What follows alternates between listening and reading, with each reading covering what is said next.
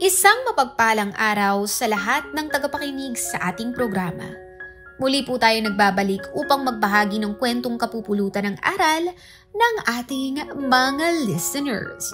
Pero bago muna ang lahat, huwag niyo pong kalilimutan mag-like, mag-share at syempre mag-subscribe sa ating channel.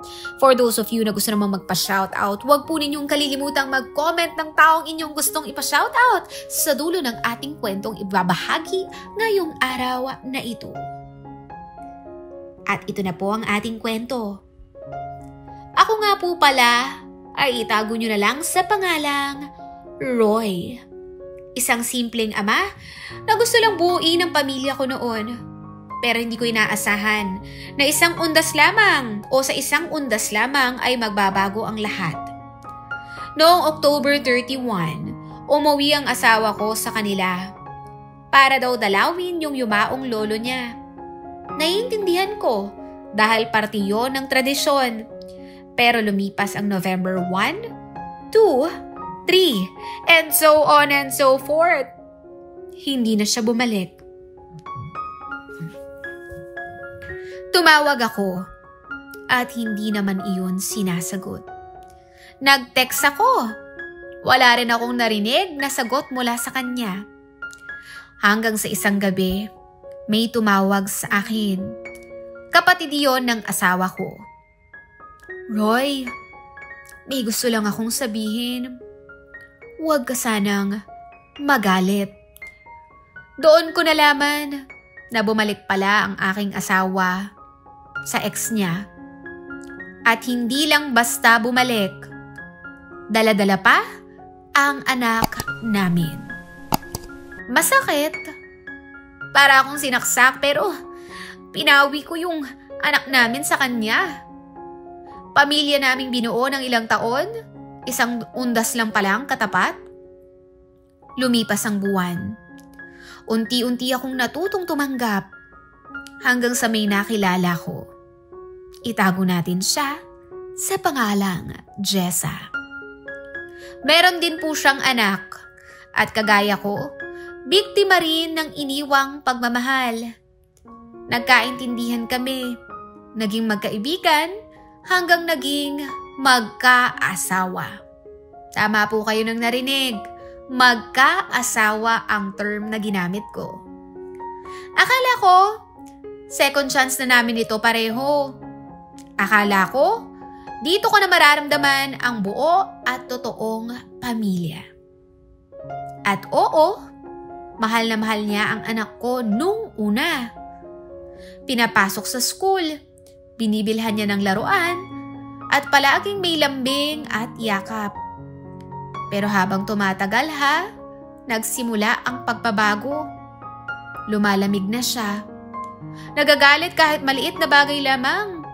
At isang araw ay sinabi niya sa akin, Roy, sorry, pero hindi ko na kayang ituring na anak ang hindi ko kadugo. At doon ko naramdaman ang pangalawang pagkawasak. Grabe mga kabebe. Hindi ko yun inaasahan. Hindi ko alam kung karma ba to o kapalaran lang talaga. Pero ang sakit. Dahil ang anak ko, inosente, walang kamalay-malay na 2 beses na siyang tinalikuran. Ngayon, ako na lamang ulit. Ako na lang ang ama, ina, tagapagtanggol, tagayakap, tagasalubong sa bawat uwi galing eskwelahan. Pero hindi isang suko ang magpapabagsak sa akin. Dahil para sa anak kong minahal ng buo at iniwan ng mundo, ako ang tatay na hindi kailanman lalayo.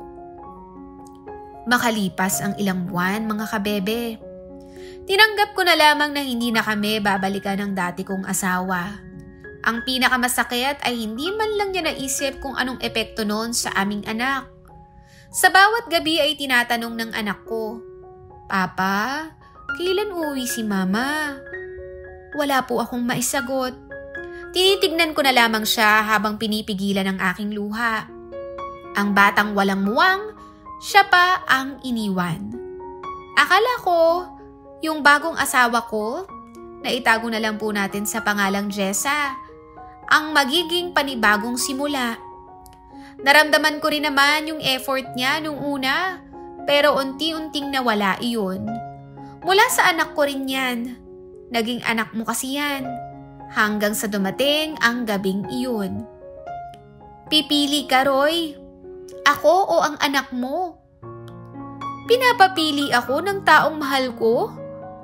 Wala akong inisip, walang tanong, walang alinlangan at sumagot ako ng anak ko. Umalis siya.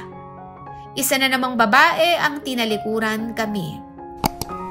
Pero sa pagkakataong ito, ako na ang pumili. At masasabi kong tama ang pagpili at naging desisyon ko. Sa ngayon mga kabebe, ako na lang mag-isa. Walang ina sa bahay, wala ring partner sa buhay. Pero araw-araw akong bumabangon. Nagsasaing, naghahatid sa eskwelahan, at kasabay nun ang aking pagtatrabaho. Sa tuwing makikita ko ang anak kong natutulog ng mahimbing, sa tuwing yayakap siya sa akin at sasabihin, "Papa, ikaw ang superhero ko." Doon ko lang nasabi sa sarili ko na ito ang tamang laban. Hindi po ako perpekto, pero ako ang ama na hindi iiwan. Para sa mga ama na kahit iniwan, hindi kailanman bumitaw.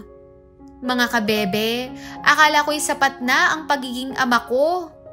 Akala ko kaya kong buuin ang mundo ng anak ko kahit ako lamang. Pero may mga gabing hindi ko rin talaga kaya. Naabutan ako ng anak ko minsan umiiyak sa sala. Niyakap niya ako, tapos ang tanong niya, "Papa, umalis ka rin ba tulad ni Mama?" Doon ako bumagsak, napayuko ako, kinarga ko siya. Niyakap ko ng mahigpit. "Hindi ako aalis, anak. Ako ang tatay mo. At mananatili akong kasama mo dito habang buhay." Pero habang lumalaki siya, mas damang-dama ko ang puwang. Walang ina sa mga programa sa eskwelahan. Ako ang nagpapapicture sa Mother's Day. Ako ang nagsusuklay ng buhok niya at nag-aayos. Ako ang bumibili ng napkin. Ako rin ang nagtuturo kung paano magbihes ng tama. Kahit anong lakas ko ay may mga kakulangan din ako, syempre, na hindi ko mapupunan ang lugar na dapat na ang ina niya ang gumagawa. May mga gabi na hindi ko alam kung tama ba ang ginagawa ko. Hanggang sa minsan ay nakita ko ulit ang ex ko sa grocery. Bit-bit ang bagong anak nila ng ex niya. Masaya sila ha? Habang ako, may hawak na grocery. Walang kasama, walang yakap. Pero masasabi kong meron akong dangal. Nagkatinginan kaming dalawa. Walang pagbate na nangyari. Walang salita, pero may sulyap na puno ng tanong. Sa loob-loob ko, bakit mo kami iniwan? Hindi ba sapat ang pamilya natin binuo? Pero hindi na ako galit. Dahil alam kong ako lamang o ako ang pinili ng anak ko. At araw-araw ako rin ang pinipili ng sarili ko na manatili, lumaban at magmahal kahit mag-isa. Pagkalipas ng taon mga kabebe, napagtanto ko na hindi pala ako nagkulang. Sadyang siya lang ang lumimot. At hindi ko kailangang patunayan sa kahit kanino man na ako'y sapat na. Dahil sa mata ng anak ko, ako ang buong mundo niya. Sa bawat birthday ng anak ko, ako ang nagluluto ng spaghetti. Ako ang gumagawa ng invitation sa mga classmates. Ako ang gumuguhit ng banner na may "I love you anak, love papa." Wala siyang ina pero hindi rin siya kulang dahil nandirito ako. May ilang babaeng dumating, may mga nagtangkang mahalin kami. Pero sa bawat isa, lagi kong tinatanong, kaya mo bang mahalin ng kasama ang anak ko? Pagtatanong yan ha? Hindi kasi ako para sa babaeng gusto lamang ako, pero hindi kaya ang buong mundo ko. Hanggang sa dumating si Maris. Hindi siya agad sweet. Hindi siya agad malapit sa anak ko. Pero araw-araw nagsasama sila sa kusina. Nagtatanong siya ng mga paboritong ulam ng anak ko, tinuturuan niya itong mag-braid, sinamahan niya ito sa eskwelahan, hanggang sa mismong anak ko na nga ang nagsabi, "Papa, pwede ko na po ba siyang tawaging mama?" Aaminin ko mga kabebe, grabe ang galak ko. Napaiyak ako noong mga oras na yon. Hindi naging madali ang lahat, pero natutunan kong minsan kailangan mo munang masaktan para matutong pumili ng tama. Kailangan mong iwanan ang mali para dumating ang para sa'yo. Ngayon ay masaya na kami. Buong pamilya. Hindi man kami perpekto pero totoo at ang anak ko. Lumaking may aral, may trauma, pero higit sa lahat, may ama na hindi bumibitaw. Para sa mga single parents na piniling lumaban, para sa mga ama na naging ilaw ng tahanan at lakas, para sa pag-ibig na pinili at hindi iniwan. Nanto na po ang wakas ng ating kwento. Hanggang sa muli at ako po ang inyong letter sender na si Roy. At ito ang aking yours truly bebe ko story. Hanggang sa muli, maraming salamat po.